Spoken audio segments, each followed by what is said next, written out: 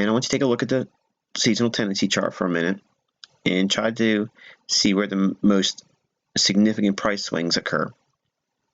And don't worry, we'll be able to zoom in a moment, but you can see primarily there is a January-February high that trades down to a June low, and then a June low trading up into December's highs.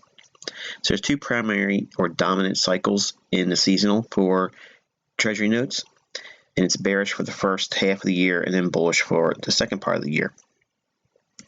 This teaching is going to give us an example of where that takes place, and we're also going to see when the seasonal tendency doesn't have an influence on the market, and we're also going to see when the market actually performs adversely or contrary to the seasonal tendency.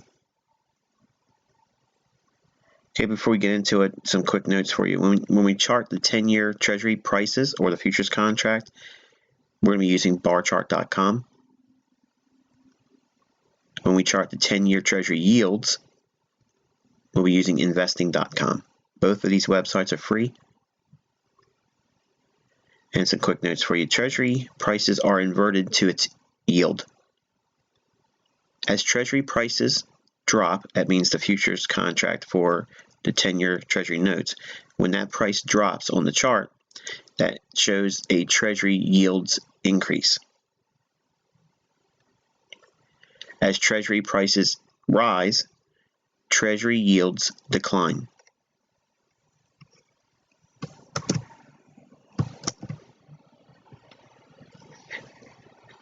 As a general rule of thumb, long-term funds seek yield. That means money will be placed or allocated in areas at which it will seek the majority or most return on investment. Okay, the dollar index has it relatively easy, or it can rally when the yields increase. And this is seen when the futures contract prices drop on the 10-year note. And the dollar has its easiest or most opportune time to decline when yields decrease. This is seen when the Treasury futures price rise.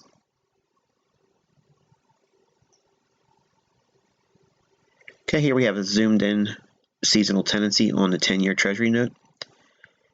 And I want to take your attention to the first portion of the seasonal tendency. And he says in January to February, there's a high that generally forms, and it trades down into around June or middle of the year. And around June, July, it's really like the last week of May, really, if you look at it. It's the last week of May and rolls into the first week of July. Usually it makes a seasonal low there, and then the 10-year Treasury notes usually rally the rest of the year. Now, if we have this seasonal tendency on the underlying futures contract price, in other words, on the Treasury prices, this is not the yield. The yield would be inverted. Okay, so in other words, if we're watching the June, July low and prices on the 10-year are rallying, that means interest rates are actually dropping. So it's going to be an adverse effect or inverted effect on the yield. If we see this occurring in the 10-year Treasury, we should be seeing what in the dollar index.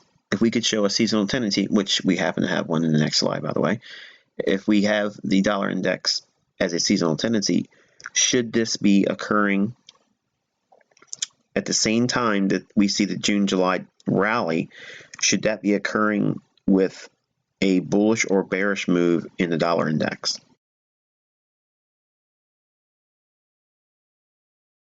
Here's that seasonal tendency for the dollar.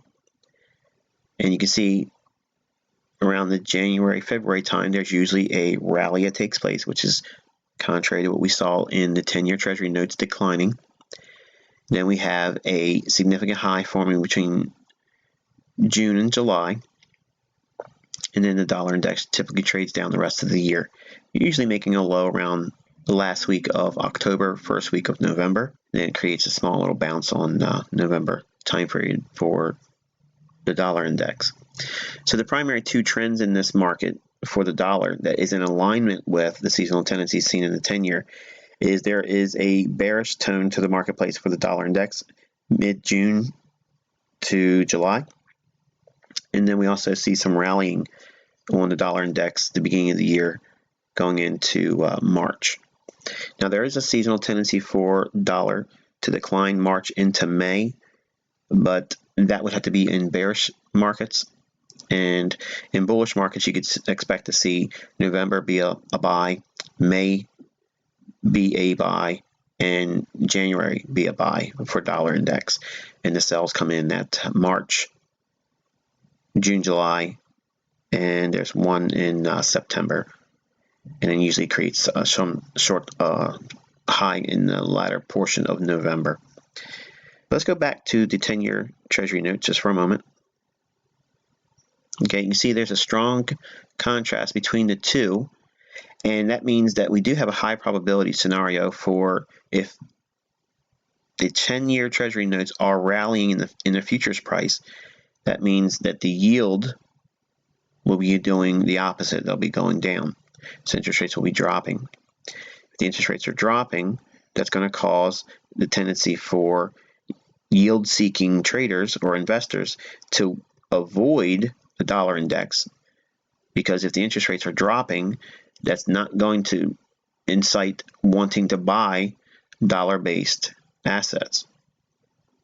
So the reason why we're seeing this adverse effect here is because there is a direct inverted relationship between the two. So if we have this blending of these two markets, it gives us a context to work with if we're going to be looking for quarterly shifts in the marketplace. Okay, here's the 10-year Treasury note. This is the September contract of 2015. And remember that we saw the seasonal tendency to form a low in June, July, and a 10-year Treasury note contract for September, because the U in the symbols named ZNU15, upper left-hand corner. That U stands for the month of September. That's the delivery contract of September. You can see that the contract prices or Treasury note prices started to rally in June. That means that the yields are going to be decreasing or declining, and that's going to be bearish for the dollar index. You see in June, July, we made a short-term high, traded lower.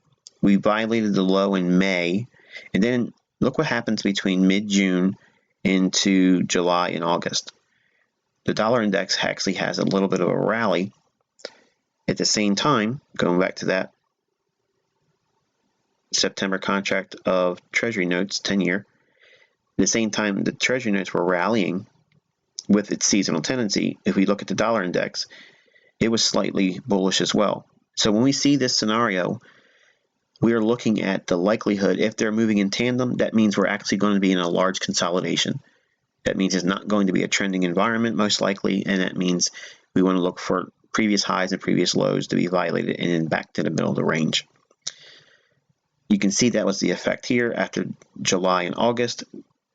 The late part of August, we came all the way down, took out the May, June lows.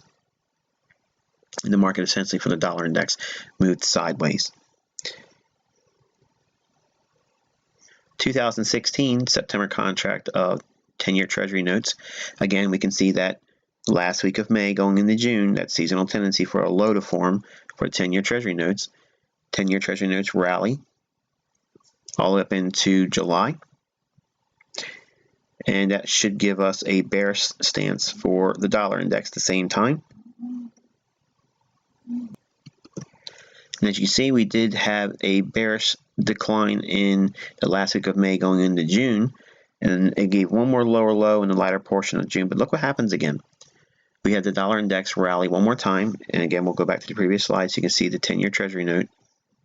See how it's slightly higher high going into July as well, and then we saw that, one more higher high pushed into the dollar index in the latter portions of July. Again, this is going to be an indication that the markets are going to be in a large consolidation. So think about what we've already shown here. If the market's showing the tendency to be in a large consolidation, why? Because both yield and dollar 10-year treasuries and the dollar are moving in the same direction. If that occurs, what we're looking at is long-term indecisiveness, and that means because both of them are moving in tandem, the likelihood of a continued directional trade, higher or lower for either one, is highly unlikely.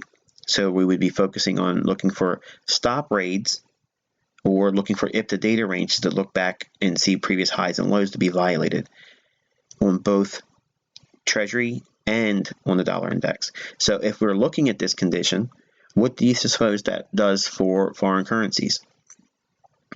It does several things. Number one, it puts you in a long-term consolidation on foreign currencies because the dollar is in consolidation and treasuries are in consolidation.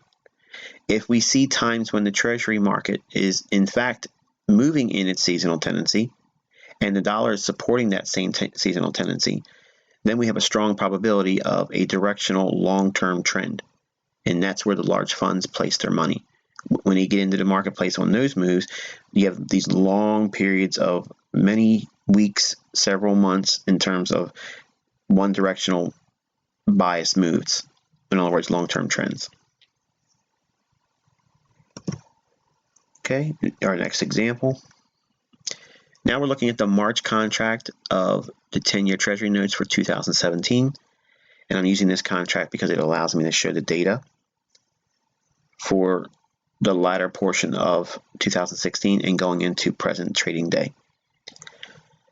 You can see here that Treasury market seasonal tendency to create a high in November. And let's go back to that seasonal tendency just so you guys can see it. Okay, here's the seasonal tendency once again for the 10-year Treasury note. All the way to the far right, you can see that green line, that vertical line, the most furthest to the right. That furthest most right green vertical line that delineates the beginning of the trading for the March delivery contract. You can see that that actually makes the high of the March contract. And it starts to trade off lower from that price point. That seasonal tendency to create that high for a March contract is going to be influential for us in that next slide that we just looked at. So here we are back again at that same 10-year Treasury note slide for 2017's March contract. Now we had the presidential election, obviously, in 2016, and what we're looking at is that high that the election results shown for Donald Trump, making our president-elect at that time of vote. The seasonal tendency for the March contract could create a high. You can see that came into effect in November.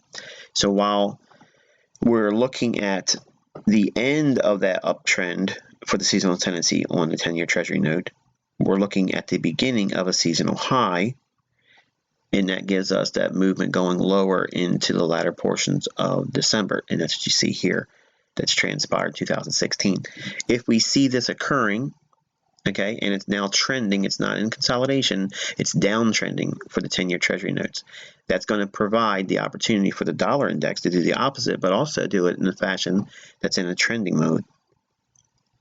You can see in November, we had that same effect, just in opposite terms, where the election showed the sell-off in the 10-year Treasury notes. That sell-off shows an increase in interest rates, which means there's going to be an interest to now buy dollar because it's going to be going higher. As the 10-year Treasuries are dropping, interest rates are increasing, which means that there's going to be buyers that's going to be seeking yield by buying the dollar index. And you can see the market did in fact have a trending environment, trending higher, then creating a short-term low in December, and then finally making its high in the first portion of December of this year. So the moral of all this is that if we study the 10-year Treasury notes and its price action, it's either going to be moving in its seasonal tendency, or if the dollar index moves in tandem with it, that suggests that we're going to be in a large consolidation.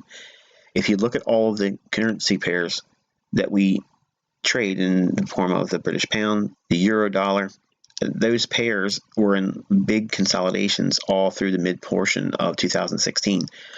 That was attributed to the consolidation that we saw in the 10-year Treasury note and the dollar index, because they were basically moving in the same direction, but they were range bound. That's going to translate into range bound trading as well.